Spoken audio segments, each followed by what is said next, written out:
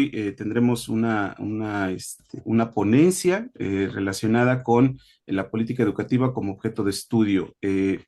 Para moderar esta charla estará el doctor Eric Hernández Ferrer, quien me permito leer brevemente su currículum. Es licenciado en Antropología Social con maestría en Educación Intercultural, doctor en Investigación Educativa por la Universidad Veracruzana, todos estos espacios. Es miembro del Sistema Nacional de Investigación Nivel 1 de la CECITI, es docente investigador de la UPB ha coordinado diversos libros dentro de la institución, a quien agradezco muchísimo esta oportunidad de moderar el panel que tenemos una invitada de lujo el día de hoy, que es la doctora Silvia Fuentes Amaya, a quien agradezco muchísimo su participación.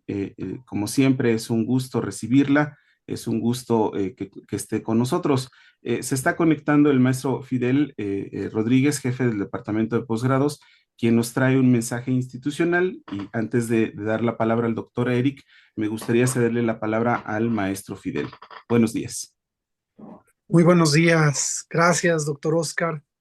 Un gusto saludarles de parte de nuestras autoridades, del rector, el maestro Mario Salomón Martínez Recendis, y de nuestro director académico, el maestro Abelardo Sánchez Morales. Reciban un cordial saludo, deseando que este reinicio de actividades para 2026 sea muy exitoso, que se alcance a conseguir todos los objetivos, los proyectos que se tienen trazados, y que cada uno de nosotros pueda gozar de salud, de paz, y bueno, que eh, cada uno de nosotros también experimente esa, eh, ese crecimiento que representa la formación en el doctorado de política y evaluación educativa.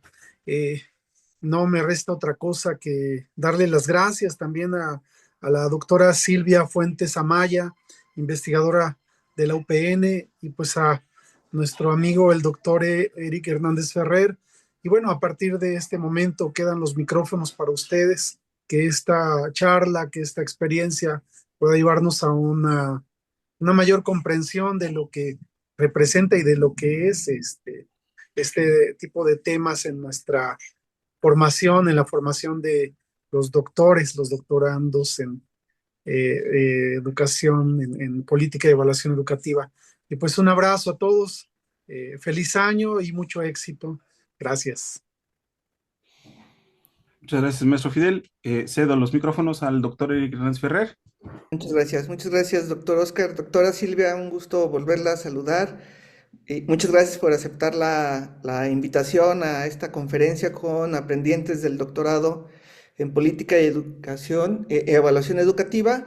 Y bueno, también quiero mencionar que está el compañero Emilio Toledo, quien es aprendiente de la maestría en educación de UPB, a quien le estoy dirigiendo también la tesis. Y bueno, lo invité porque me parece que es relevante para su desarrollo en su documento, ¿no?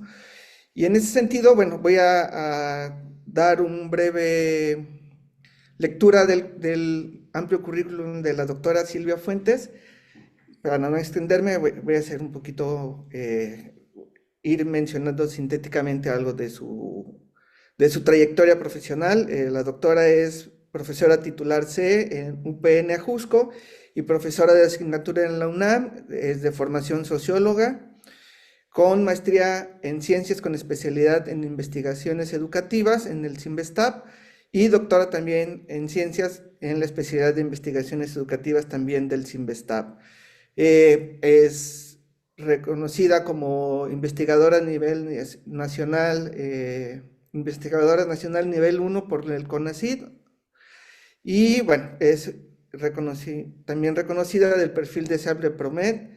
Es integrante del Grupo Académico de Investigación de México-Argentina, Giros Teóricos, el del 2019 al 2024, integrante de la DiscurseNet, Asociación Internacional de Especialistas del Discurso, del 2007 al 2025, fundadora y coordinadora general del Seminario Interinstitucional Permanente de Formación Política Educativa, Discurso Actualizado en Identidades y Actores, con sede en PN Ajusco, y del 95 al 2009, integrante del Seminario Interinstitucional de Análisis del Discurso, coordinado por el doctor Marco Antonio Jiménez.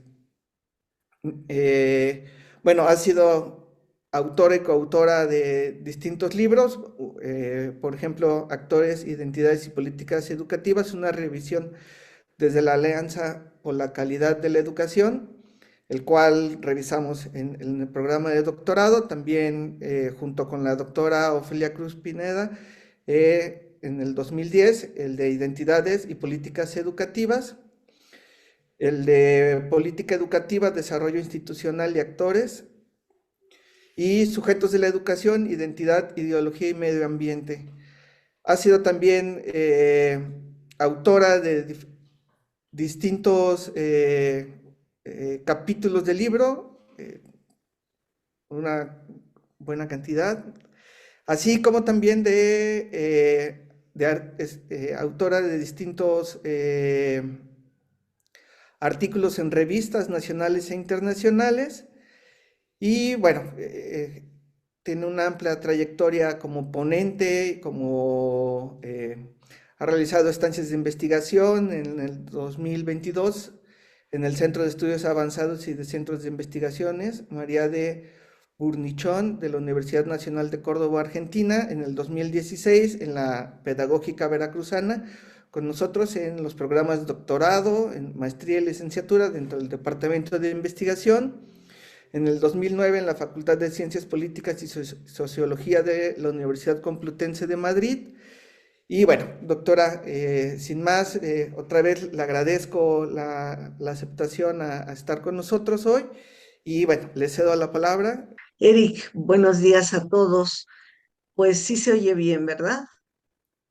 Sí, es un gusto pues estar nuevamente aquí en este espacio académico. Agradezco pues la amable invitación del licenciado Salomón Martínez, rector de la UPB, del doctor Óscar Valencia, coordinador del doctorado, y por supuesto del doctor Eric Hernández, también profesor de la UPB, profesor investigador. Y bueno, de lo que yo les voy a plantear, sí tiene que ver evidentemente con las políticas públicas como objeto de estudio, pero yo me demarco de esa perspectiva. Si bien como ha sido hegemónica, bueno, de pronto políticas públicas y como que esta denominación genérica para nombrar como la acción estatal orientada a resolver determinados problemas, pero digamos que no es la única perspectiva. Voy a tocar algunos elementos generales de esta, justo por ser como el punto de referencia base, y más adelante abordaré la perspectiva que yo he desarrollado, que es una mirada particular ya en el terreno de la discusión de otras vertientes, pero sobre todo tomando en cuenta el lugar de los sujetos actores, que era un lugar un poco olvidado o reducido meramente a considerar a los sujetos actores como entes totalmente racionales. Entonces, bueno, ahí hay una discusión importante que detona la posibilidad de otras miradas. Voy a compartirles una serie de esquemas que creo que pueden ser didácticos y pueden ser también punto de referencia como para abrir los comentarios, las inquietudes que puedan surgir. Bueno, si me haces favor, Eric, la primera. Ok, entonces dentro de estas consideraciones generales, ya les decía yo, esta hegemonía de la noción de políticas públicas que es acuñada en los años 50 por el famoso Harold Laswell en Estados Unidos, y que da lugar a las policy sciences o políticas públicas o ciencias de las políticas. Esta visión hegemónica, más o menos hasta los años 80, predomina con un enfoque instrumental. Lo pongo entre comillas porque, bueno, instrumental tanto en el sentido de atender problemas prácticos como en el sentido incluso del diseño. Se va a hablar de un marco secuencial, voy a comentar más adelante. Y bueno, al mismo tiempo, al paso de las décadas, van a surgir una multiplicidad de desarrollos en diversos campos disciplinarios, bajo esta hegemonía de las políticas públicas, sobre todo desde la economía, la ciencia política y la sociología. Y es hasta fines del siglo XX donde hay un desarrollo más sistemático de perspectivas latinoamericanas de análisis o políticas, pero hemos tenido la impronta norteamericana durante muchos años. Esto lo documenta ampliamente un estudioso de las políticas, Luis Aguilar Villanueva, en México, que tiene incluso toda una serie de trabajos. Algunos presupuestos básicos del análisis de políticas que hay que tomar en cuenta: por una parte, pues los contextos históricos globales y regionales que van pautando determinadas orientaciones y objetos al análisis de política. Y bueno, en ese sentido también decía yo de esta hegemonía de las políticas públicas o policy sciences que fragmentaron el proceso de abordaje de problemas, digamos, inscritos en la agenda pública, agenda gubernamental, y hablan, por ejemplo, de algunas etapas. Yo aquí puse el diseño, la implementación y la evaluación. Pero de esto ha surgido mucho, digamos, hay una amplia literatura que divide incluso cada etapa. Incluso aquí me estoy saltando una, que es la definición propiamente del problema. ¿Qué es problema público? ¿Qué merece la atención gubernamental? Y bueno, una serie de categorizaciones relativas a las agendas, a los planos de negociación, etcétera. Solo estoy planteando una introducción general a manera de mapa y sobre todo para demarcarme de esta mirada. La siguiente, por favor. Entonces, decía yo que un momento clave de la expansión del campo de análisis de políticas es lo que llamo la desmitificación de una subjetividad meramente racional, ¿no? En esta visión hegemónica de las policy sciences y sobre todo de la perspectiva que prácticamente se convirtió en un paradigma de la acción racional, pues el sujeto actor es pensado como plenamente racional, que actúa sobre la base del cálculo costo-beneficio y alcance de metas. Se habla de un individualismo metodológico, se habla de un utilitarismo, es decir, esta perspectiva ha tenido mucha fuerza, pero también ha habido otras que han tendido a desmitificar ese carácter, ¿no? Y transitar a un sujeto actor que produce interpretaciones de los contextos y escenarios, y por lo tanto sus decisiones están atravesadas por la elaboración de sentido. Pongo aquí el ejemplo del neoinstitucionalismo, que concibe a las instituciones como marcos cognitivos y normativos, en tanto referentes para la elaboración de sentido. Es decir, ha habido un cambio, ya se toma en cuenta dentro de ciertas perspectivas esta construcción de sentido que hacen los sujetos y este juego de interpretaciones. Entonces, desde las últimas décadas del siglo pasado hasta la actualidad, perspectivas postpositivistas como el análisis político de discurso, en realidad hay más que postpositivistas, sí por un lado, pero además postestructuralistas, nutren la radicalización de una mirada hermenéutica de la subjetividad y la decisión. La siguiente, por favor.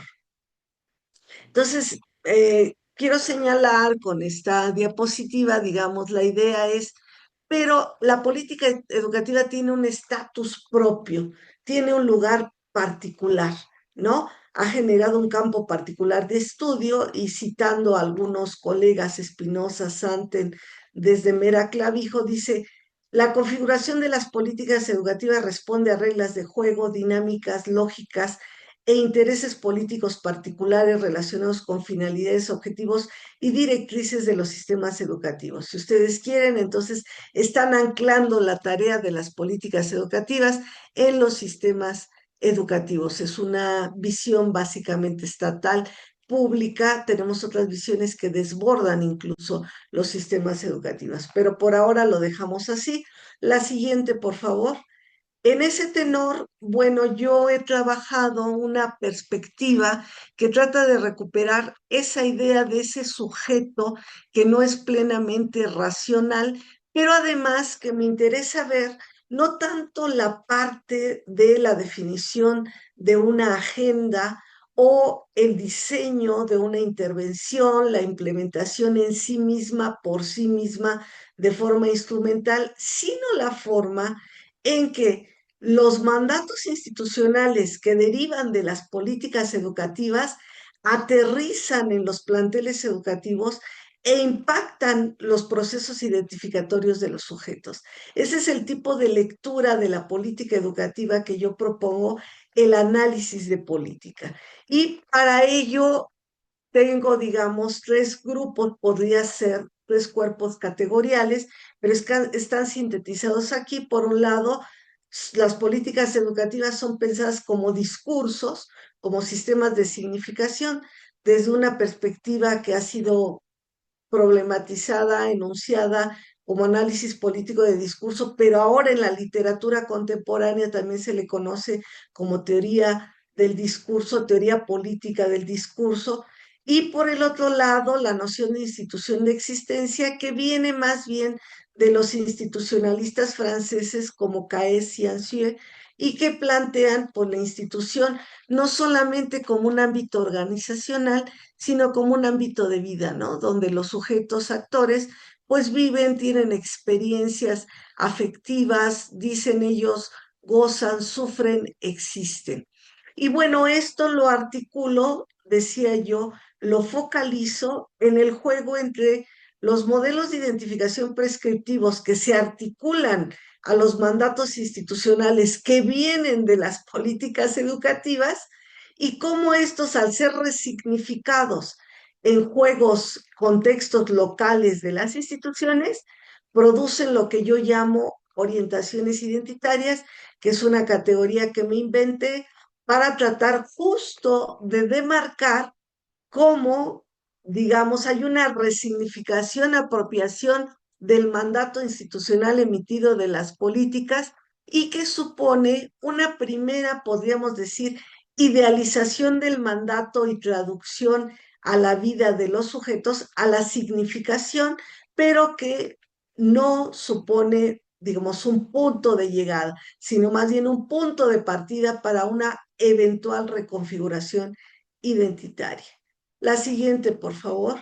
Bueno, aquí solo puntualizo lo que significa discurso. Ya decía que son sistemas de significación, involucran prácticas hegemónicas que instituyen mandatos institucionales y modelos de identificación prescriptivos, es decir, hay un deber ser del docente, del alumno, de las autoridades. Y ello supone una operación política, involucran procesos de inclusión-exclusión del deber ser institucional, por supuesto. Ahora, por ejemplo, con la nueva escuela mexicana, pues hay que tener una visión comunitaria. Por ejemplo, hay una demanda por tratar de abrir espacios de creatividad, etcétera, ¿no? Una serie de pautas que van configurando un modelo de identificación prescriptivo. La siguiente, por favor. Y la vida institucional, que es el otro ángulo o dimensión de lectura importante, como les decía, tiene que ver con que los sujetos actores educativos no solamente son sujetos racionales, sino también portadores de afectos, emociones y pasiones. Esto es, viven, sufren, gozan. Y es cierto, muchas veces pasamos muchas horas de nuestra vida en la institución educativa, digamos, haciendo amistades, pero también peleándonos, ¿no? Y generando desencuentros o encuentros, en fin, eso somos y así nos plantamos en la institución educativa. La siguiente, por favor. El ámbito de indagación que yo propongo entonces podría pensarse en estos dos rubros. ¿Cómo son resignificados los mandatos institucionales provenientes de las políticas educativas a través de los modelos de identificación prescritos en el marco de dinámicas institucionales histórica y políticamente situados? ¿Y qué orientaciones y reconfiguraciones identitarias toman forma? ¿Qué puntos nodales y qué inclusiones, exclusiones comprenden estas, ¿no? Sobre todo, qué incluyen y qué excluyen. La siguiente, por favor. El encuadre epistémico y teórico-metodológico de la analítica propuesta, pues, digamos que está sostenido en un andamiaje tanto ontoepistémico como teórico-metodológico fuerte, pero que deriva de manera muy importante del análisis político del discurso y se plantea como hacia el antiesencialismo, es decir, renunciamos a conceptos absolutos o verdades totales, hablamos de una relación necesidad-contingencia y en el plano teórico-metodológico articulo dos ejes analíticos, el político-discursivo, abrevando en la Clobo en Filiarditi, y el psicosocial en K.R. Medi Fernández. La noción articuladora que yo propongo es la de funcionamiento ideológico como un enfoque que lo nutro, digamos, que lo recupero a partir del pensamiento de Zizek. Slavoj Zizek. La siguiente, por favor. ¿Cuál es la línea heurística, digamos? ¿Cuál es la beta de indagación y descubrimiento? Pues el planteamiento es que los sujetos y actores educativos, docentes, directores, supervisores, académicos, investigadores, enfrentan la demanda institucional resignificando esta a través de distintos niveles del funcionamiento ideológico, discursivo e institucional, el cual puede reconstruirse a través del juego entre los modelos de identificación prescritos y las orientaciones identitarias emergentes. La siguiente, por favor. Entonces aquí nada más en este esquemita pues sintetizo esos dos brazos, el político discursivo y el psicosocial de la mirada y cómo digamos que se articulan en la categoría de funcionamiento ideológico que retoma la visión de ideología de Zizek. La siguiente. Entiendo por funcionamiento ideológico los procesos de sutura simbólica e imaginaria elaborados en el proceso identificatorio que tanto en el plano colectivo como en el individual posibilitan al sujeto actor educativo evadir el vacío e incompletud constitutivos del ser.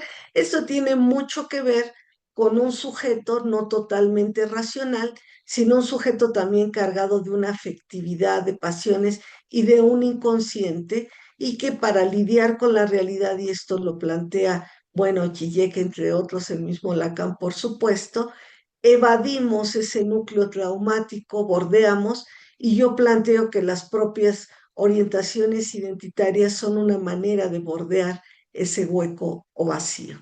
La siguiente, por favor.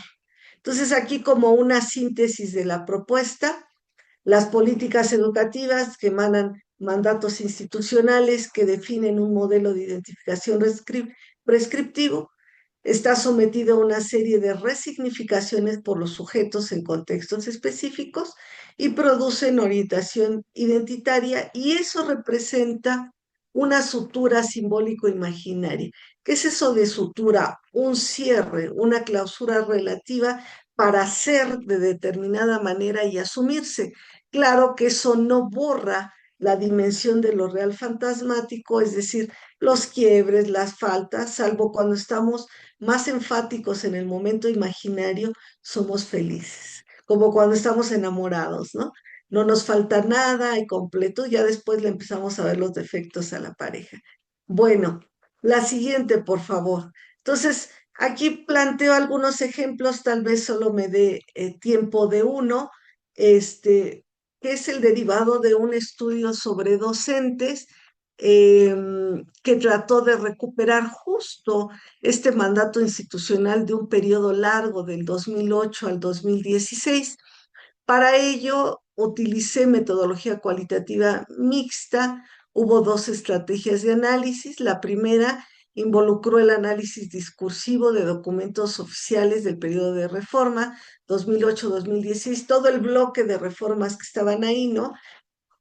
La Alianza por la Calidad de la Educación, focalizado en la Ley General del Servicio Profesional Docente, la de 2013, y el modelo educativo que sale hasta 2016, un bloque. Y la segunda estrategia consiste en la reconstrucción de una orientación identitaria con base en el análisis de los datos generados gracias a la aplicación de un cuestionario semiabierto a una muestra intencionada constituida por 55 docentes de 3 escuelas primarias de la Ciudad de México. La siguiente, por favor. ¿Cuál fue el objetivo? Pues la exploración y análisis de las posibles rutas de reconfiguración identitaria de docentes mexicanos profesores de nivel primaria de la Ciudad de México, en el contexto de la reforma educativa 2008-2016, bajo el presupuesto epistémico y teórico de la noción de funcionamiento ideológico, es decir, sostenido desde toda esta, podríamos decir, encuadre problemático. La siguiente. Entonces, bueno, ahí el elemento que ordenó justo esa reconfiguración identitaria, ese modelo de identificación prescriptivo, fue la de docente idóneo. Y aquí pongo una serie de los muchos atributos que se exigían al profesor. No porque pensemos que en esta reforma última de 2019 no se exigen igualmente. No he hecho un rastreo sistemático, pero también es abundante la serie de atributos que se está demandando al sujeto docente. Por ahí en algunos textos de Díaz Barriga, pero de Frida, se acusaba pues esta demanda exhaustiva al docente y bueno, la satanización que hubo en sexenios previos de atribuirle el éxito o el fracaso de la reforma, ¿no? La que sigue, por favor.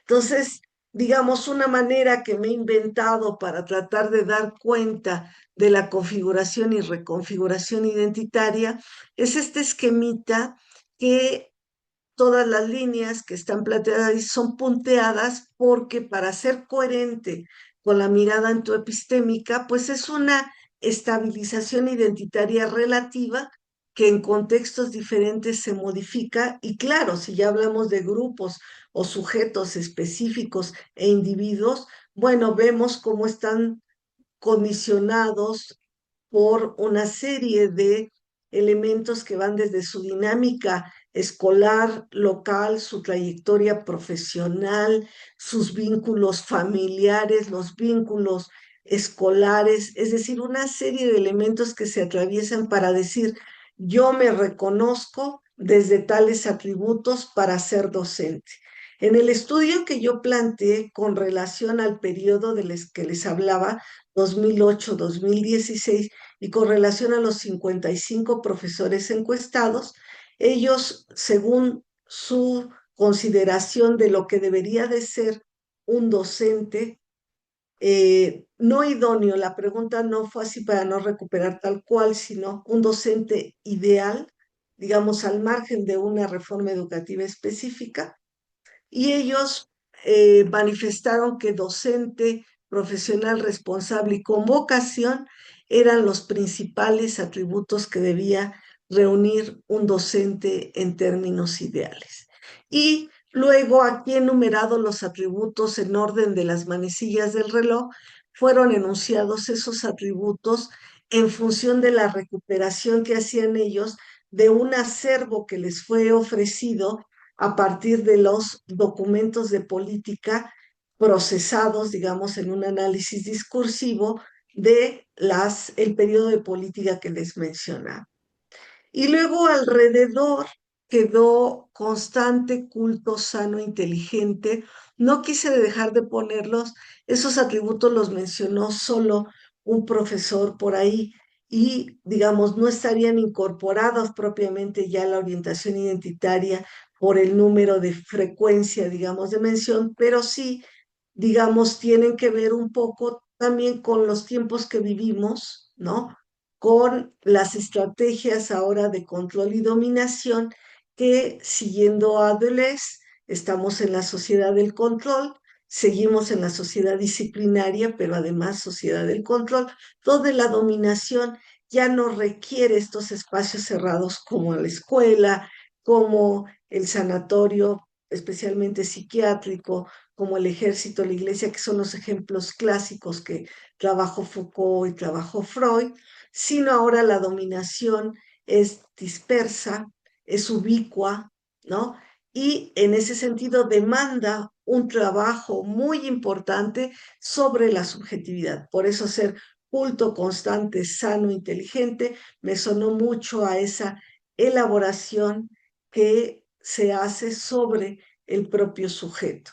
Por eso Byung-Chul Han habla, ¿no?, de la sociedad del cansancio, de la sociedad de la transparencia, ¿sí? Habría que decir, él no lo ha enunciado así, pero habría que decir sociedad de la infelicidad porque genera mucho desgaste y también muchas patologías vinculadas a la depresión y la ansiedad, etcétera.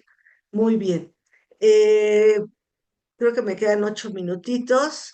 Las conclusiones de este estudio. La mirada propuesta supone concebir el posible cambio identificatorio de docentes de educación básica en el escenario de las reformas educativas contemporáneas a partir del juego entre referentes de identificación sedimentados y otros en emergencia desde una óptica de lectura sobre la base de una lógica discursiva. Aquí se cortó. Se concibe la incompletud y la falta, es decir, la negatividad, como movilizadora de efectos ideológicos de clausura o totalización y como un camino posible de afrontamiento de la realidad social, educativa y personal. Esas serían como las conclusiones de ese estudio desde el enfoque que yo propongo. En este sentido, me parece que lo que nos ha expuesto hasta este momento, de alguna forma engloba lo que hemos visto a lo largo de este curso de evaluación educativa que hemos orientado hacia lo que nos presentó hoy y también de alguna forma o de forma me parece completa toca el trabajo que está desarrollando Emilio Toledo y bueno, en ese caso, pues los compañeros del doctorado, el compañero Emilio pueden expresar sus dudas, sus comentarios, por favor, hacia lo que nos ha expuesto la doctora y que también hemos revisado en el curso, por favor. Mi pregunta es la siguiente. Cuando usted menciona la sociedad del cansancio y de la infelicidad, si tiene que ver con la necesidad del cuidado de la salud mental, no tan solo de las autoridades educativas, sino que ahí nos incluimos nosotros como docentes, incluso también nuestros alumnos. Esa sería mi pregunta. Mi pregunta es en el sentido de, en ese proceso de resignificación que se genera a partir de los modelos de identificación prescritos y este papel de la subjetividad y de la resignificación hacia la construcción de orientaciones identitarias. En el caso, y hablando desde mi función como directivo, ¿qué papel juega el tomar conciencia de estos procesos que se generan de resignificación desde las figuras de autoridad educativa a partir de los modelos de identificación prescritos, pero también tomando en cuenta el papel activo dentro de esta resignificación a partir de la subjetividad y de em, desde la hegemonía y también desde la injerencia que tenemos los sujetos educativos en la construcción discursiva de los centros educativos en específico? O sea, ya que por una parte sí terminamos a través de las acciones implementando las políticas educativas desde la instrumentación, pero también por otra parte generamos esos procesos de análisis discursivo y esa resignificación. Es parte de un interés personal investigativo, pero sí me gustaría tener su opinión al respecto. Cuando yo leía el documento que nos compartieron, me venía, justo cuando leía esta parte de cómo debería ser el docente, de lo que habla de la idoneidad del profesorado, del personal educativo, y decía, o yo pensaba más bien, eh, bueno, pero todos estos adjetivos se quedaron cortos, porque en realidad lo que se espera del personal docente o de una figura educativa es muchísimo más amplio, ¿no? En alguna ocasión hablábamos en el grupo de esta cuestión de si los padres te encuentran en la calle y te ven con alguna bebida o te ven en una fiesta con un comportamiento evidentemente diferente al que sostienes dentro de la institución, pues ya eres cuestionado de, mira, y es el profesor, ¿no? O, ay, profesor, no se lo conocía así.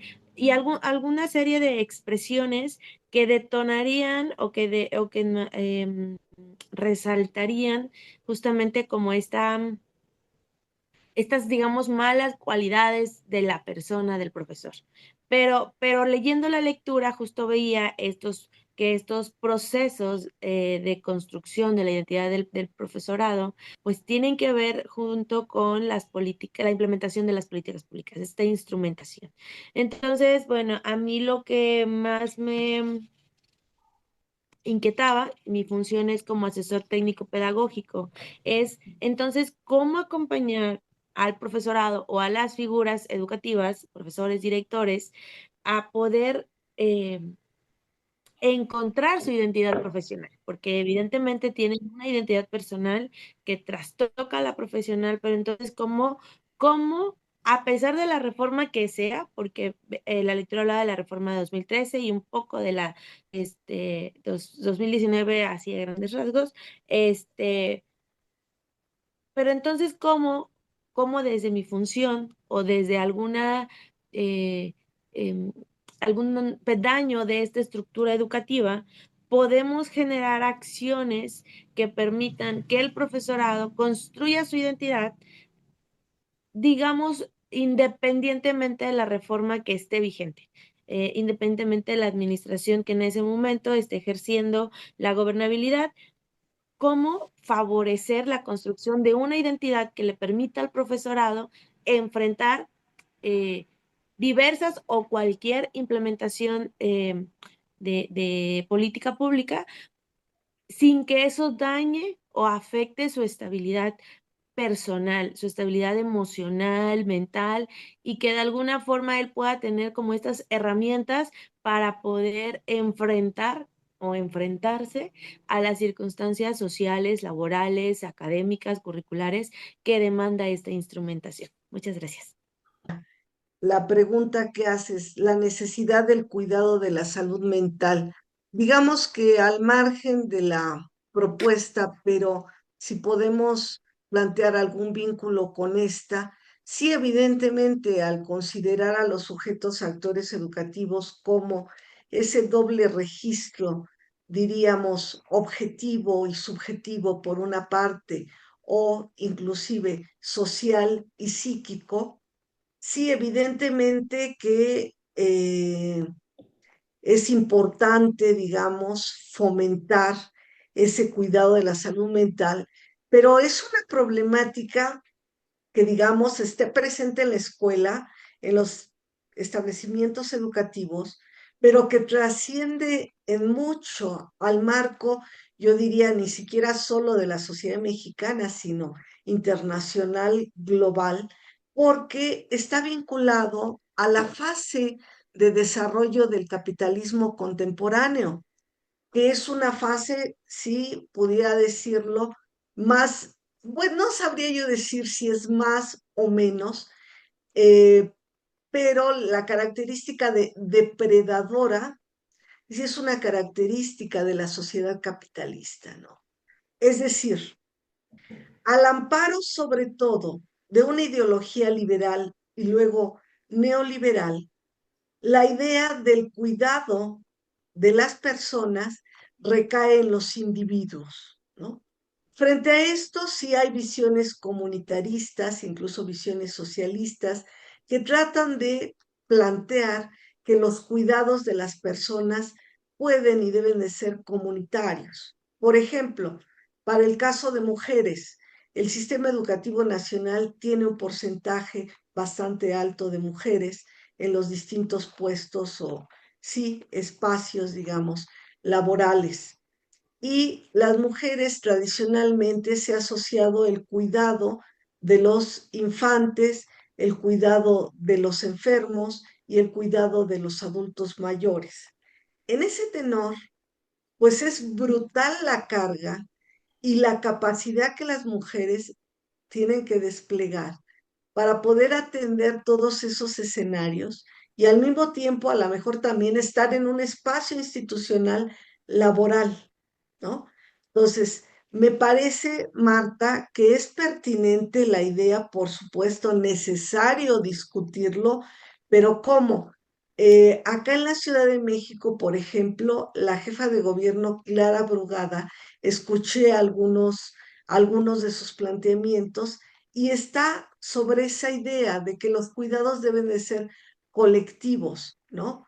Porque y particularmente para las mujeres debe de haber un espacio como donde la cuidadora sea cuidada, porque el desgaste es mucho. No quiero decir con eso que no haya hombres que ejercen esas tareas de cuidado, pero sí quiero señalar que hay una hegemonía en estos roles sociales, ¿no? Hay una adjudicación de tareas que, bueno, inclusive las mujeres a lo mejor adoptamos de manera mecánicamente.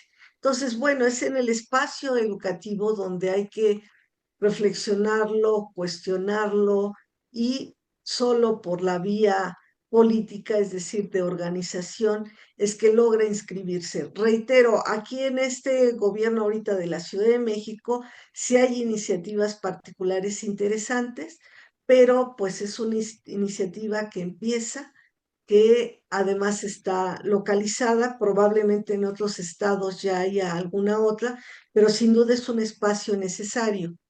Y vinculo para cerrar esta parte, Marta, con lo que decía yo, esta sociedad disciplinaria y del control también va a presionar mucho al sujeto, sea hombre o mujer, para trabajar sobre sí mismo. Ya no necesito obligarte, por ejemplo, a que trabajes más horas en la institución, obligarte a que, qué sé yo, acumules más recursos, sino hay todo un trabajo discursivo, digamos, de interpelación a los sujetos para ser felices. Por ejemplo, en esta noción obviamente de felicidad mercantil, asociada ya no solo al consumo de mercancías exteriores a nosotros, sino a nuestro propio consumo y desgaste, ¿no? Justo para poder acceder a mejores posiciones económicas, sobre todo, a veces acompañadas de cierto prestigio social. Bueno, ahorita me dices, Marta, si aclaré algo de tus preocupaciones. Supuesto que sí, doctora. Agradezco la, la respuesta que me dio, considero que fue bastante amplia. Gracias. De nada, Marta, gracias a ti. Sí. Bueno, voy por las consideraciones de Mario. Decía pensar en su papel de directivo, pensar la resignificación y sus consecuencias, la hegemonía, la injerencia. A ver, sí. Y bueno, decía como que, ¿qué podemos hacer o qué implicaciones tiene? Aquí le anoté consecuencias, ¿no?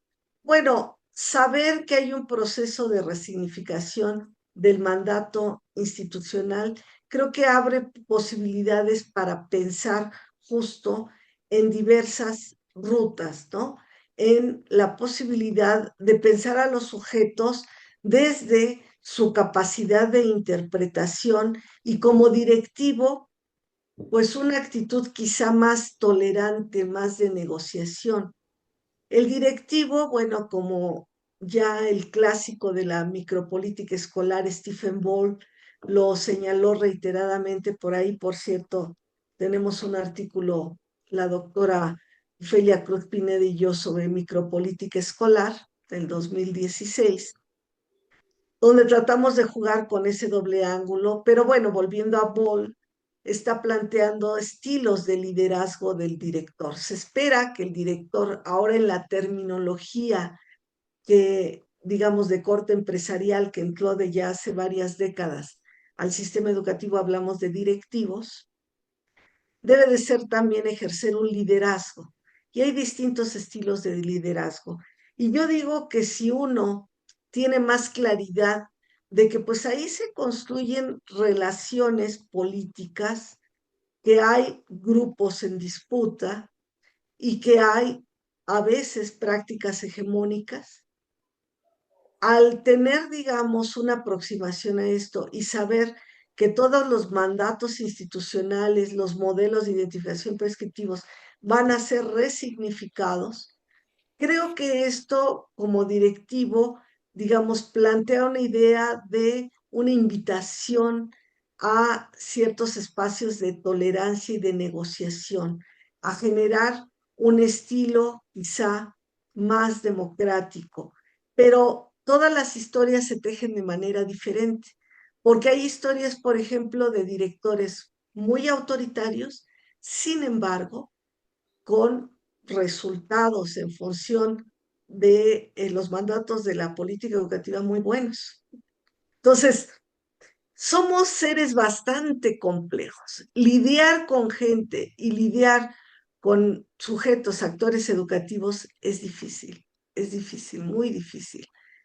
Entonces, me parece que ahí tenerlo como recaudo, como un conocimiento que está ahí, pero generar el estilo que convenga a las condiciones específicas, porque de pronto pasa como le pasó, recuerdo, a un colega hace ya muchísimos años, cuando iniciábamos nuestra tarea docente a nivel bachillerato en esa época, y llegó al salón queriendo tener una actitud muy de diálogo con los estudiantes y demás, y su experiencia fue demoledora porque pues no hubo las condiciones de trabajo.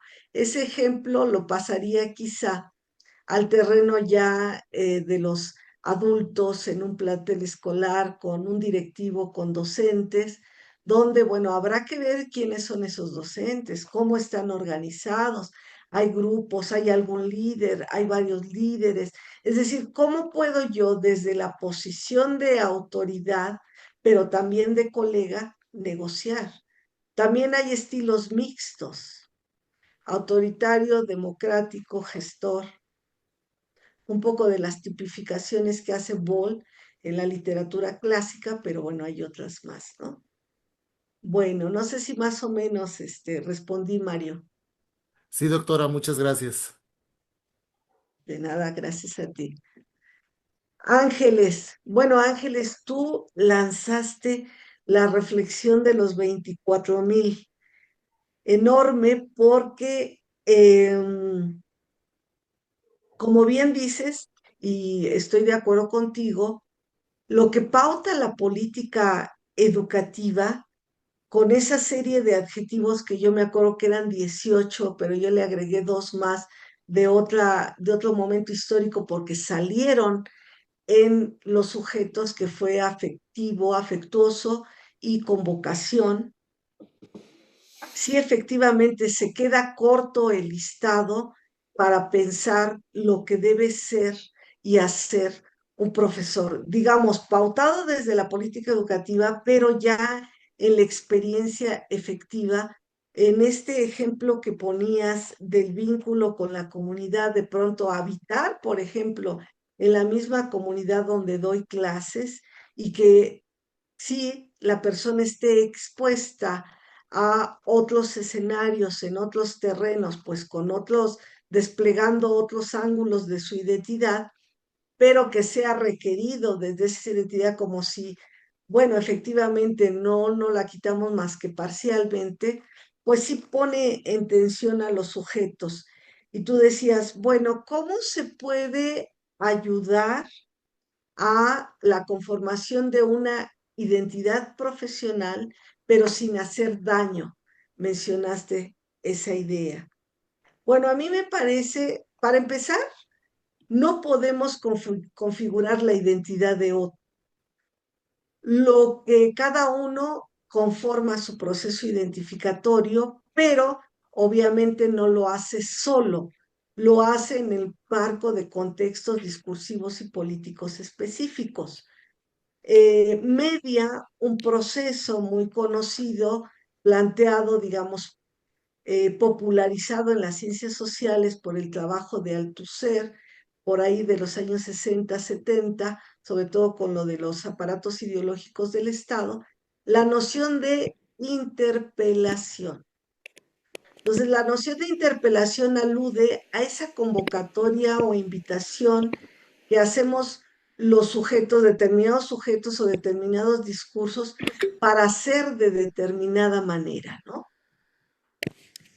De tal suerte que Ángeles, pues, por un lado, una estrategia podría ser buscar y sistematizar información de lo, podríamos decir, de cómo nutrir la identidad docente, compartir textos y tú misma ser un referente como una posible interpeladora de los sujetos con los que trabaja. Y dice sin que eso dañe su estabilidad mental. Me temo que, digamos, esa sería una tarea mucho más allá de lo que pueda hacer cualquier ATP, digamos. Obviamente no deliberadamente vas a buscar dañar, por ejemplo, cuestionando o atacando la autoestima de los sujetos. Ahí habría una acción deliberada para dañar. Creo que eso estaría totalmente fuera. Pero si en la propuesta, digamos, algún sujeto evoca una experiencia pasada y demás, pues está fuera de tu control y después lo podrás dialogar. Pero digamos, solo una acción deliberada negativa supondría dañar la identidad, porque de hecho todos nosotros nos sostenemos en identidades ya sedimentadas, establecidas, y más bien lo que nos provoca atención a veces es elementos que pongan en cuestión esa identidad establecida. Pero cuando tenemos la exigencia de negociar con esa identidad, eso hacemos, negociamos, salvo, reitero, que fuera un ataque frontal al sujeto, lo pondría en crisis y puede dañarlo. Pero de otra manera, no, se habla de negociación, es decir, tú me estás pidiendo ahora con la nueva escuela mexicana que atienda los problemas de la comunidad y los problemas de la comunidad son terribles, etcétera. Bueno, está el mandato institucional, veamos en la medida de lo posible hasta dónde se puede llegar en la comunidad y mi implicación, ¿no? Si, por ejemplo, yo en mi familia hay un problema de drogadicción y es un problema muy fuerte en la comunidad, y entonces, ¿cómo voy a plantear? No, pues sí lo voy a plantear, pero pues estoy implicada y eso, ni manera. Entonces, todos actuamos desde el lugar específico en el que estamos, a nivel social, a nivel profesional, a nivel afectivo. Eso podría decir Ángeles. No sé si abordo, cuando menos en parte, tus inquietudes. Muchas gracias, doctora. Sí, sí, tal vez es la respuesta a la que le temía yo enfrentarme mucho en el sentido de reconocer que no hay algo que pueda hacer, o sea, no hay algo que realmente dependa de mí. Si hay cosas que puedo, como usted lo menciona, tratar de interpelar, o sea, voy a definir bien esa noción a los compañeros, pero hasta ahí, ¿no? O sea, es como la invitación a, pero hasta ahí, ¿no? O sea, desde esta mirada que ahora los consejos traen de la comunidad de aprendizaje y la reflexión y el diálogo horizontal en conjunto, pero que en algún punto tengo que detenerme para esperar la reacción y la respuesta del otro, ¿no? Y creo que eso es caer a esto que usted acaba de decir de la negociación.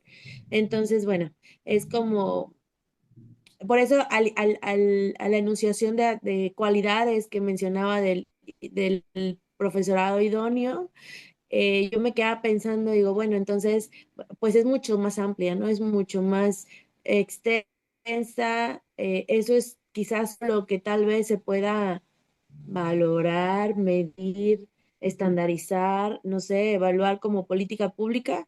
Sin embargo, ya en la práctica, pues es mucho, es muy amplia, ¿no? Entonces, creo que justo eso da espacio a este humanismo de la que habla la nueva escuela mexicana, ¿no? A reconocer que tengo algo que aportar, que el otro tiene algo que aportar, pero que hay un punto donde hay que esperar a ver qué ocurre, ¿no? Entonces, muchísimas gracias. Me gustó mucho su investigación. La verdad es que hice muchas notas al margen, investigué varios conceptos que mencionaba, entonces fue como en algunos puntos ir dándome cuestionamientos a mi propia práctica. Entonces, en lo personal, eso fue como muy enriquecedor. Y justo estábamos en las sesiones intensivas y compartía un poco poco de lo que leía en su lectura con los compañeros, entonces creo que al ponerlo a la luz de la escuela como comunidad, pues me permitió también visualizar y cuestionarme otras cosas ya de lo que doy hacia ellos o de cómo lo doy hacia ellos. Muchísimas gracias. Excelente, Ángeles. Gracias. Solamente una cosa, no sé si ya se fue Ángeles, No, no está. pero aquello de la negociación, Ángeles, no lo veas como un elemento, como podría ser, que demerita o disminuye tu tarea, sino como una práctica que es ineludible, Ujú. negociar con el otro. Hasta ahí lo dejo. Gracias por tu interés. Gracias, gracias. El resto de compañeros y compañeras del grupo, si tuvieran algún comentario, alguna pregunta. Quisiera consultarle si tiene usted visualizado algunas experiencias de investigación sobre configuración y reconfiguración identitaria del estudiante universitario, porque parto de si voy a entrarle al nivel de analizar la micropolítica, el modelo educativo como micropolítica y empezar a cuestionar que no solamente es al estudiante universitario que aprenda lo teórico, el saber, lo heurístico, el saber hacer, sino que también ahora se demanda el saber ser y que el saber ser tiene que ver con esta configuración y reconfiguración identitaria de un sujeto que toma decisiones ante su entorno, ¿no? Entonces, sin embargo, en ese trayecto, llegan sujetos, llegan estudiantes que ingresan al mundo universitario con condiciones sociales de existencia que afectan sus trayectorias. Entonces, ¿cómo le entra a la universidad para ir atendiendo esas trayectorias, ¿no? Y poder asegurar estos tres ejes de formación que el modelo educativo demanda? Entonces, esa es como la consulta. Muchas gracias. Ok, a ver, si entendí tu preocupación, tiene que ver con las trayectorias previas de estos estudiantes universitarios. Por cierto, entre paréntesis, sí tengo un trabajo que se llama Devenir estudiante universitario, pero lo hice Devenir estudiante universitario en tiempos de la COVID del 2025, donde planteo algunas cuestiones al respecto. Ahí, por ejemplo, lo trabajo, recupero algunas categorías de François Dubé, ¿no? Para pensar los referentes de identificación, identificación con posicionamiento social, podríamos decir, ¿no? En tres lógicas diferentes para pensar cómo el sujeto se reconoce, pertenece, se integra, la dimensión de integración social, cohesión social, la dimensión de la identidad como estrategia o recurso, ¿no? Y también la dimensión de compromiso. Como abordé el caso de sociólogos de la educación de la UPN, bueno, sí sobresale esta idea de un mandato de transformación social. Pero bueno, esa no era la pregunta. Tu preocupación era cómo entendí, lo que no entendí es si desde la labor tuya como docente o cómo era esta intervención que pretenderías a las trayectorias de los estudiantes o jugar con las trayectorias de los estudiantes en su formación universitaria. No entendí Este, esa parte. Sí, lo he pensado como desde la intervención docente. O sea, puede ser desde como el diseñador de la política a nivel universitario, pero mi interés principal fue a partir del ejercicio docente. El ejercicio docente directamente. Sí, Bueno, por sí. ejemplo, una vía, mm, es complicado, es complejo el escenario, un poco como veíamos con Ángeles, de cómo llegan nuestros estudiantes, estás hablando de licenciaturas, ¿no? Cómo llegan nuestros estudiantes a la formación con una trayectoria, digamos, que podemos pensar en distintos planos. porque por un lado está lo escolar, lo académico, pero por otro lado también condiciones sociales, económicas, familiares, que plantean un cierto escenario. En ese tenor, una de las formas, me parece, que uno puede enfrentar desde la docencia es estableciendo como especie de talleres o ámbitos, espacios de reflexión, incluso hasta grupos focales. Para empezar, toda intervención siempre debe de ser mediada de un diagnóstico.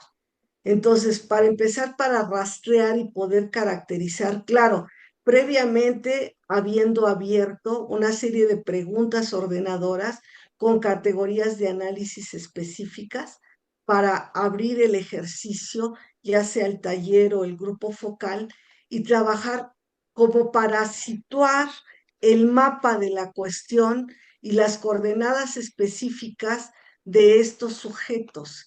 ¿Quiénes son? Porque, digamos, en un relato general, bueno, uno obtiene alguna información general, pero no detalles específicos como para hacer viable, si es que te interesara, alguna propuesta, digamos, que atendiera a estos rezagos, estas complejidades que hay, que no tendríamos que investigar de pronto, ¿cómo decirlo?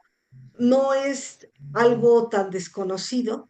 Todos sabemos que hay una problemática económica, por ejemplo, pero también a veces hay elementos de carácter sociocultural locales que frenan los desarrollos. Esto con gran frecuencia tiene lugar con respecto a las mujeres, ¿no? Cuando la formación de licenciatura está asociada a la mejor más a un momento pasajero, porque a lo mejor el destino final es el matrimonio y no el ejercicio del oficio docente, por ejemplo, o en el caso a lo mejor de zonas de migración, de sujetos que van a migrar a Estados Unidos, destino muy común, y que también es un pasaje momentáneo, qué sé yo, conocer las especificidades particulares, tanto de carácter económico, material,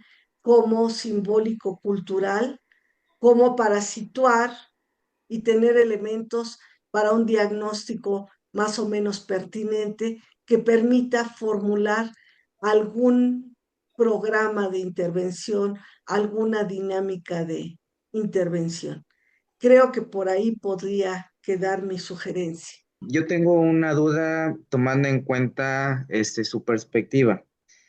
Bueno, desde su perspectiva, ¿cuál sería la apropiada orientación político-social de una próxima reforma educativa? Sabemos que obviamente estaría dirigida hacia las orientaciones identitarias y todo y rescatando los elementos de un docente ideal, pues ya nos dimos cuenta que se requiere, pero ¿qué desde su perspectiva, qué requiere, qué otros conceptos, qué otros elementos necesitaría una adecuada reforma educativa desde su perspectiva, desde sus investigaciones? Ok, Eder, gracias.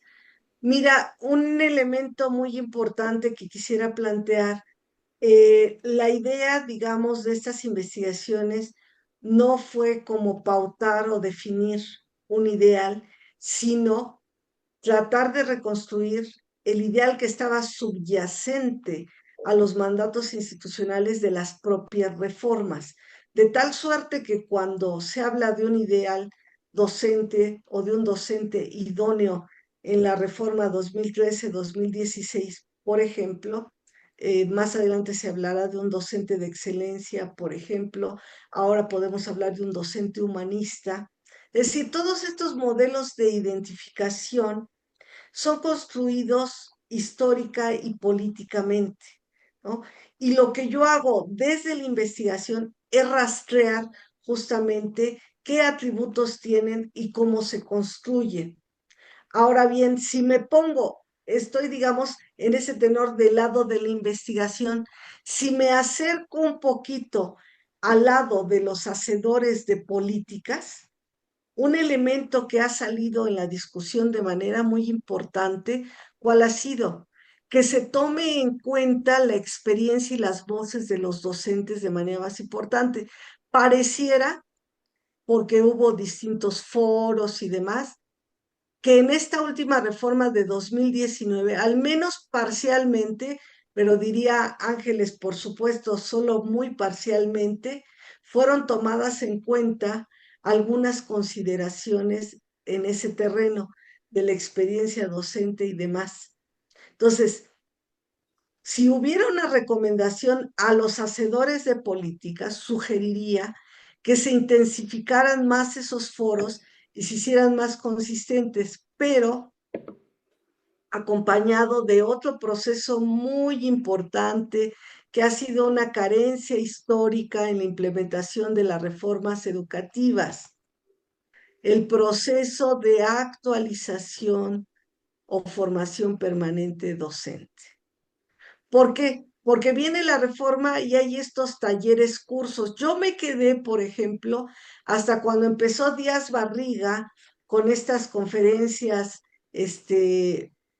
pues generales, y luego que hicieron un recorrido, me parece que a nivel nacional, etcétera, pero después ya la propuesta dejó de estar en manos del ISUE y fue operada, creo que sobre todo por la SEP, pero como que hasta ahí llegó.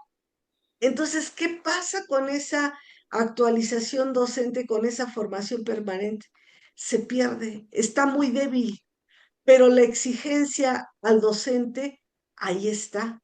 Es decir, ahora tienes que hacer comunidad, ahora tienes que hacer, digamos, vincularte con tus compañeros, hacer equipos, proponer proyectos creativos en función de las necesidades locales, atender los problemas locales, lo cual no está mal, es una buena idea, es una visión sugerente, además, desde un posicionamiento político muy claro, pero al mismo tiempo, los tiempos de formación en esa propuesta se dieron casi como en otras reformas, es decir, express, muy rapidito ya tenemos que estar operando.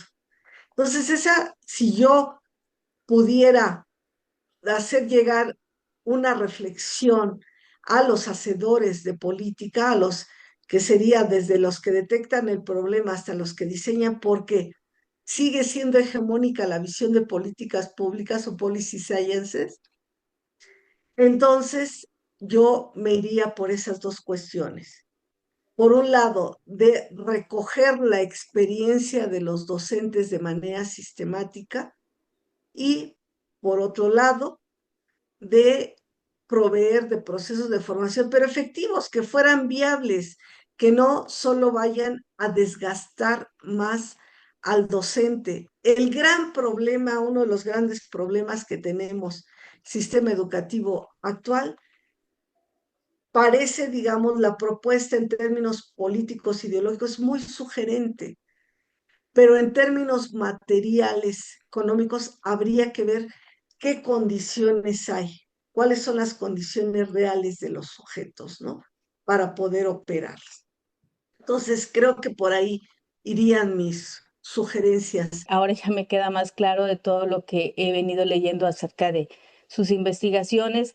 Hay varios temas que me llaman mucho la atención. El tema del cuidado en particular es para mí fundamental porque me gusta mucho ver cómo los roles, estereotipos de género están inmersos en todos los espacios y en el educativo también, muchísimo, muchísimo. Y en este tenor, yo le preguntaría, ¿qué hacer ante la exigencia institucional de estar todo el tiempo pensando en prepararnos? Es una exigencia cumplir cierto estándar educativo sin tomar en cuenta este tema del cuidado, porque efectivamente, em, sobre todo en el caso de las mujeres que cumplimos hasta tres roles, ¿no? ¿Cómo podemos entrar a la par con el compañero que no tiene que cumplir esos tres roles? y sin embargo hay una exigencia para las mujeres y más que exigencia yo tengo que prepararme porque quiero seguir estando en el campo educativo, ¿no? Y profesional. Entonces, ¿cómo, cómo les digo a las instituciones que tomen en cuenta esas diferencias de género en las que estamos inmersas las mujeres? Gracias. Pues sí, Sheila, es una realidad bastante fuerte en todos los terrenos, digamos, y a todos los niveles. Esta diferencia, digamos que a nosotras las mujeres armar una trayectoria profesional en el terreno que sea exige mayor desgaste por el simple hecho de ser mujer y las tareas asociadas, decía yo hace rato, ¿no? El cuidado de los niños, cuidado de los adultos mayores, cuidado de los enfermos. Por supuesto, no se puede negar toda la doble jornada de atención a la casa, sea que estés con pareja o sin pareja, usualmente pues tienes que resolver a menos que tengas la solvencia de contratar a alguien. Sí, es claro que la posición de las mujeres todavía está en un desbalance muy importante y me parece que eso no va a ser resuelto sino hasta que haya organización, digamos, se ganen espacios políticos para poder abrir posibilidades. Hace rato mencionaba yo en el caso de la Ciudad de México las llamadas utopías. No las mencioné así, pero son un proyecto de Clara Brugada, donde se da atención a las mujeres, justamente reconociendo su papel de cuidadoras y de desarrolladoras de una serie de tareas. Es una cuestión, podríamos decir, pionera en la Ciudad de México y habría que pugnar porque esto se extienda, digo, ese proyecto y otros, pero que traten de apoyar. Y luego la propia tarea que tenemos nosotras de educar a nuestros pares, ya sean, digamos, en nuestra propia familia, las otras mujeres de la familia y a los hombres de la familia. A los hombres, ya sea que compartamos la vida con ellos o no, también tendríamos que hacer una lucha en corto, porque si digamos, pensemos, si estoy como muy tensada por esta demanda de profesionalización, por ejemplo, y tengo una serie de exigencias que incluso derivan en procesos nerviosos, en procesos patológicos, en problemas de salud, pues, pero al mismo tiempo estoy en una relación de pareja donde mi pareja no es sensible para nada a una participación en las tareas domésticas, bueno, yo me preguntaría, ¿qué hago ahí? Claro, es muy fácil decirlo desde fuera. Cada quien tiene sus historias, sus procesos, sus problemas, pero digamos, la lucha debería de empezar desde el espacio doméstico. Yo me ocupo de qué, tú te ocupas de qué, para empezar. Luego, si hay hijos, bueno, la situación pues se diversifica. Si hay adultos mayores que cuidar, otra más. Es decir, desde el ámbito íntimo, personal, empezar a trabajarlo, ¿no? Sé que es muy desafiante y ya lo decía desde, pues, ¿qué será? Los años 50 más o menos, Rosario Castellanos, ¿no? Mujer que sabe latín, ni se casa ni tiene buen fin, ¿no? Es una frase que, aunque ya pasó más de medio siglo, digamos, sigue habiendo una incidencia muy importante en estas decisiones de poder tener al lado a una persona que permita el crecimiento de la otra, aun cuando esa otra sea mujer, ¿no? Es decir, que sobre todo el varón reconozca de la posibilidad, tenga la confianza, en fin, como es una construcción social, decía yo, va por niveles, el recinto íntimo personal, pero también el recinto familiar, estar negociando, lidiando, por ejemplo, a veces con familias sumamente machistas y patriarcales, que a lo mejor en la familia, a veces incluso de la familia de la mujer, ¿no? De que pueden ver al esposo de la mujer lavando los trastes y la observación de la mamá o de la suegra. ¿Cómo es posible que permitas que haga eso? Eso no le corresponde. Por decir un ejemplo tonto, cotidiano, pero muy real. Entonces, me parece que digamos, esta lucha se debe desarrollar en distintos niveles: el íntimo personal, el familiar y el social. No, me parece que, y en el plano educativo, pues sí podemos hacer mucho con nuestras propias y propios estudiantes, tratando de sensibilizar al respecto y de evidenciar y desnaturalizar que, no, bueno, pues tú tienes que atender a los hijos porque tú eres mujer, yo no puedo, ¿no? Digamos, que haya una impronta biológica para parir es una cosa, pero que haya un cuidado que pueda ser compartido es otra, ¿no? Entonces, me parece que por ahí irían mis reflexiones, Sheila.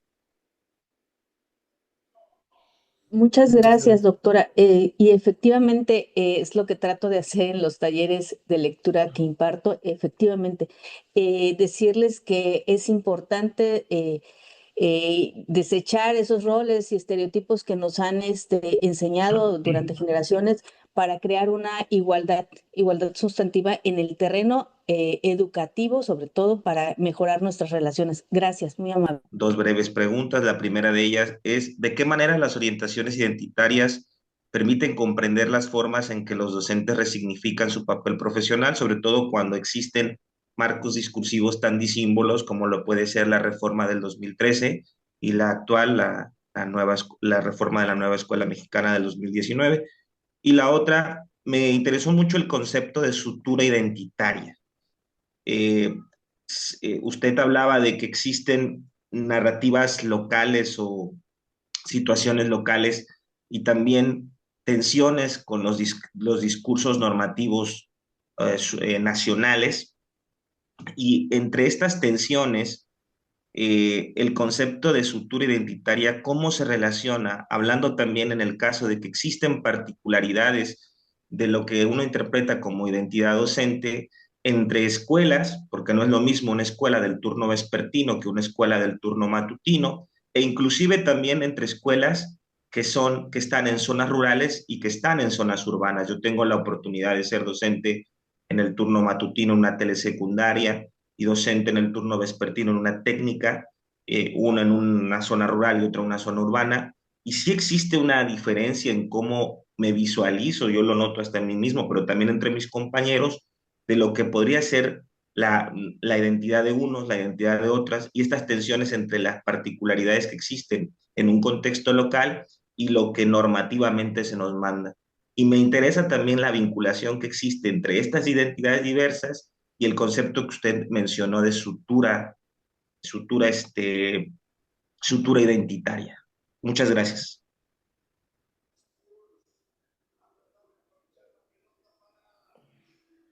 Bien, gracias, Emilio, por la pregunta. Em, digamos que en toda perspectiva teórica se plantean algunas categorizaciones para tratar de aproximarse al objeto de estudio. La categoría de orientación identitaria es una de ellas. Y entonces, cuando tú preguntabas hasta qué punto permite entender los procesos identificatorios detonados en el marco de las reformas educativas, bueno, parcialmente. Es decir, solo apunta al aspecto posible de una fase de idealización primaria. Es decir, viene la propuesta, se traduce en un mandato institucional, se traduce en programas específicas, subyace un modelo de identificación prescriptivo y hay un proceso de resignificación primero.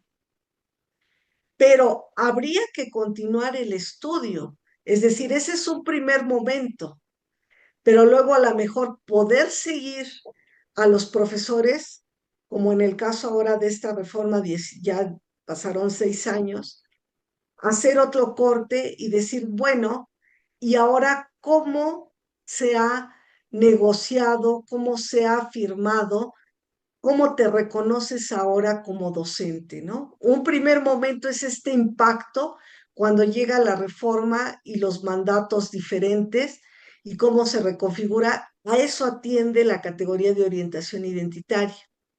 Pero luego habría que pensar en la categoría de configuración identitaria, que yo la pienso como configuración discursiva, porque median, de esa orientación identitaria, median varias identificaciones.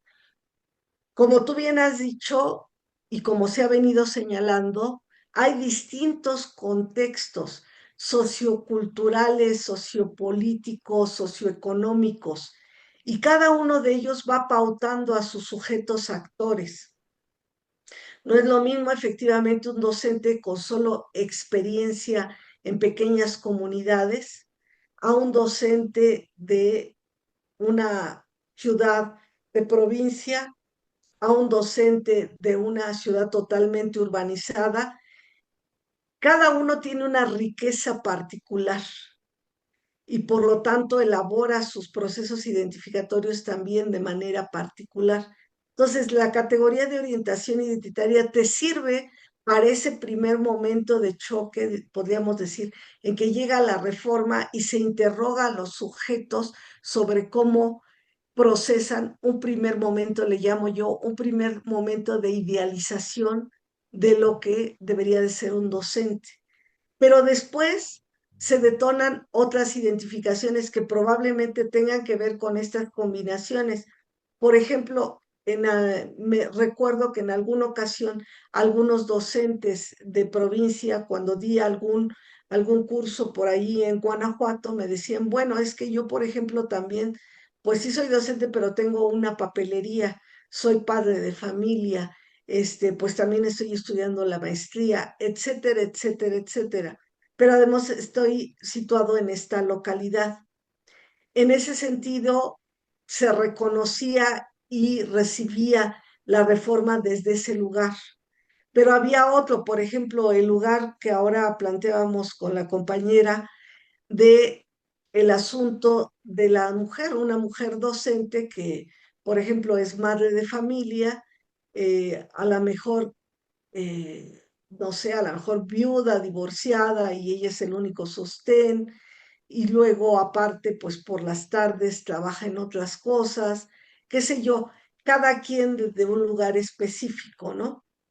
Que la resolución de una identidad individual pues tiene ese plano, pero claro, no somos átomos totalmente aislados, hay elementos comunes que nos convocan según nuestra adscripción, pero todo eso, todo ese juego de identificaciones, ya lo trabajo más con la categoría de configuración discursiva. Ya es otro momento, podríamos decir, ¿no? Porque, y esto se conecta también con algo que plantea Slavoj Žižek, de en un primer momento una identificación imaginaria, donde predomina el yo ideal, un deber ser o un querer ser o un tener un referente ideal, y la identificación simbólica, que es otro momento, cuando el sujeto ya se asume con una cierta identidad. No porque sea total y absoluta ni permanente, pero precisamente ahí voy con la segunda parte de tu trabajo, de tu pregunta, la cuestión de la sutura identitaria. Porque la idea de sutura o clausura o cierre, que son términos que los utilizo de forma equivalente, tiene que ver sobre todo con el momento imaginario de la identificación. Cuando siento, digamos, un momento de plenitud identificatoria, donde veo lo que sería ideal, digamos. Para mí, idealizo, por ejemplo, el ser docente o el ser maestro en educación o el ser lo que sea, cualquier, no sé, bailarina de ballet, qué sé yo. Cuando logre bailar en esa compañía X, ya voy a alcanzar mi máximo, ¿no? Sabemos que, bueno, las cosas no son tan así. Siempre construimos esos horizontes de plenitud desde el lugar que estamos y como nos vamos moviendo de lugar simbólicamente, experiencialmente, vamos viviendo, pues vamos envejeciendo, vamos teniendo otra mirada y otras experiencias. Entonces, la idea de sutura aquí la estoy pensando para, digamos, afirmar esos momentos de cierre o clausura identitaria que pueden producirse en determinados momentos de la historia de un sujeto, de un grupo, hasta de una institución. Yo recuerdo cuando en 1994, bueno, ya tiene buen rato, 20 años, 22 años cumpliría, el levantamiento del Ejército Nacional Zapatista, el Ejército de Liberación Nacional.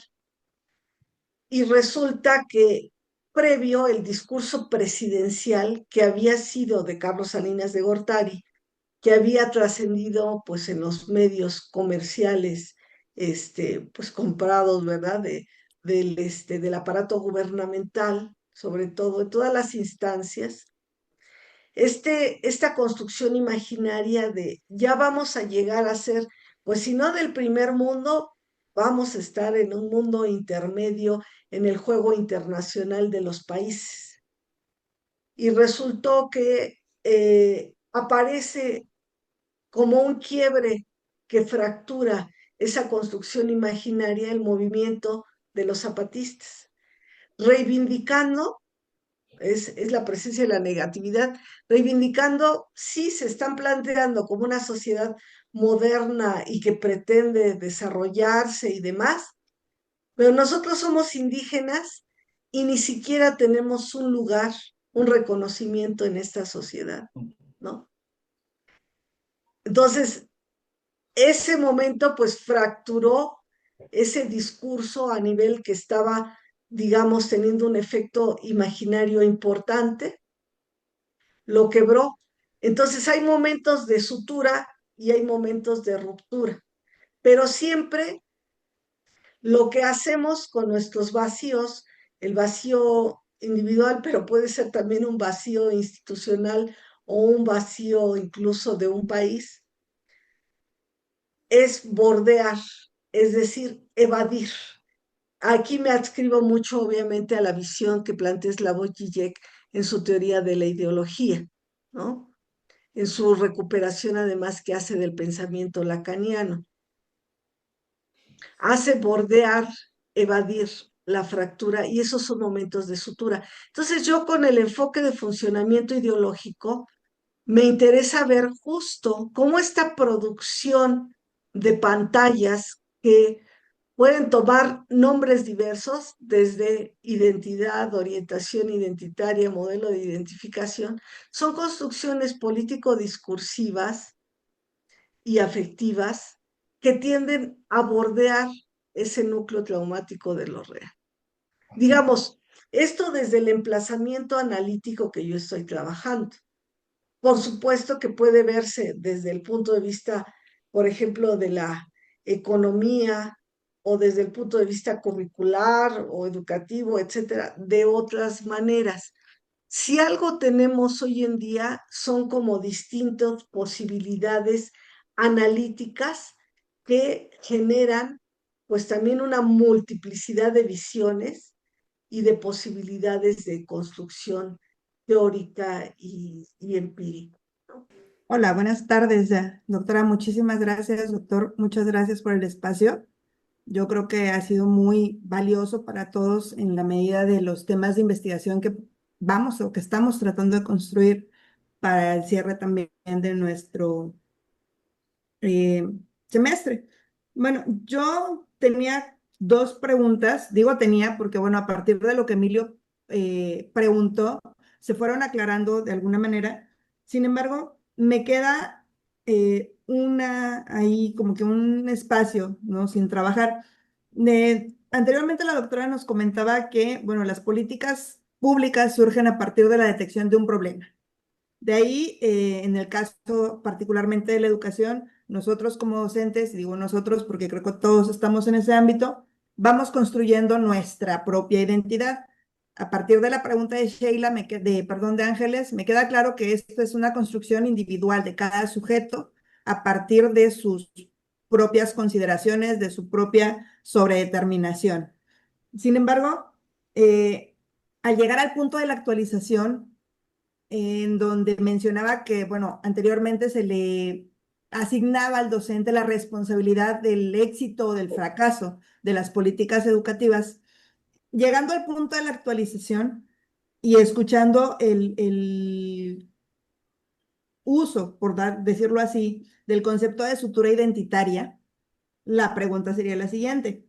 ¿De qué manera la sutura identitaria podría ayudar a que la sobredeterminación de cada sujeto permita construir o reconstruir su propia identidad a partir de las políticas públicas en curso? Porque evidentemente cada sexenio de alguna manera se va modificando junto con la labor que nos asignan como docentes. O sea, primero el discursor, el que daba o compartía su conocimiento, después el facilitador, actualmente el mediador, y así cada política nos va cambiando de lugar, nos va poniendo en una posición diferente. Entonces, bueno, esta sutura identitaria, ¿de qué manera ayuda o no a que la sobredeterminación de cada sujeto le permita colocarse en el lugar en el que debería estar según la política educativa en curso?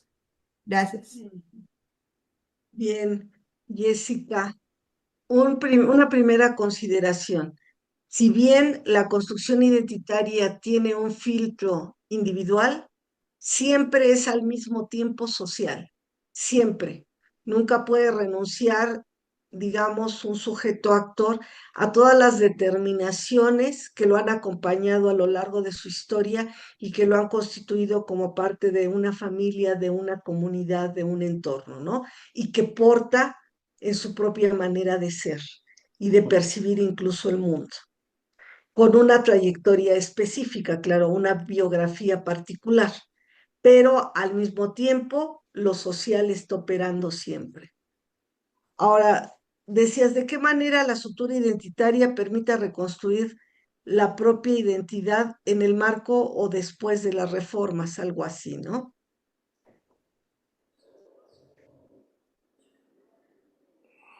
Bueno, pues te puedo decir que es algo que hacemos. Es algo que hacemos cotidianamente. Si nosotros no dejáramos en la ambigüedad, en la apertura nuestra identidad, podemos volvernos esquizofrénicos, que lo somos un poco, cuando menos los de la Ciudad de México bastante, y polivalentes, ¿no? Es decir, si solo estuviéramos en la incertidumbre, en la apertura que nos marca no solo una reforma educativa, sino cualquier evento en la vida, la psique no lo tolera, ¿no? Se enferma, porque no puede afrontar ese nivel de incertidumbre y de ambigüedad. Entonces, todo el tiempo estamos tratando de suturar, afrontando la realidad en distintos planos.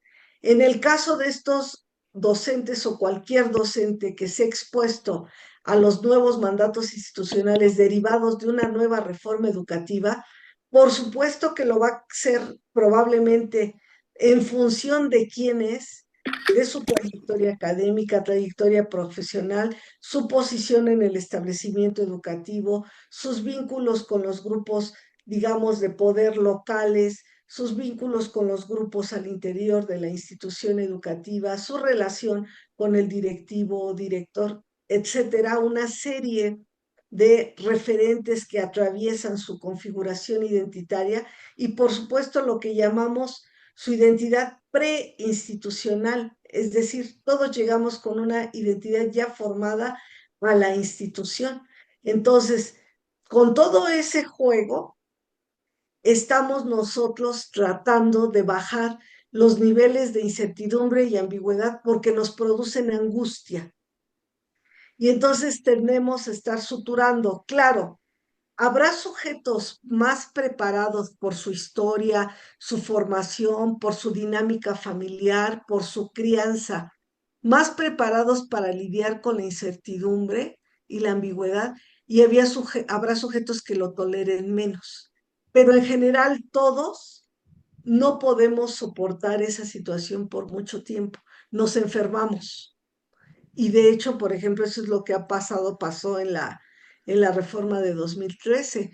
Hubo muchos casos de enfermedad, aunque no está documentado, pero de oídas lo va uno sabiendo, porque era la incertidumbre, por ejemplo, de la pérdida de empleo, pero sobre todo la falta de información precisa en qué consiste, va a haber exámenes, cómo son los parámetros, qué es eso de indicadores, etcétera, etcétera.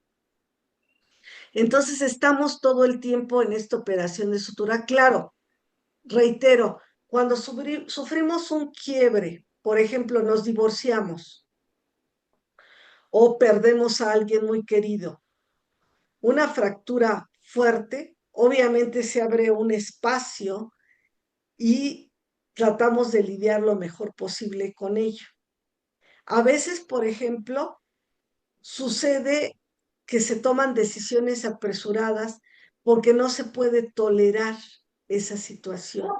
Y habrá sujetos que lo puedan elaborar a un poco más largo plazo y puedan madurar más decisiones. Entonces, esto se teje de manera diferencial, pero reitero, Jessica, estamos tomando estas decisiones para tratar de suturar.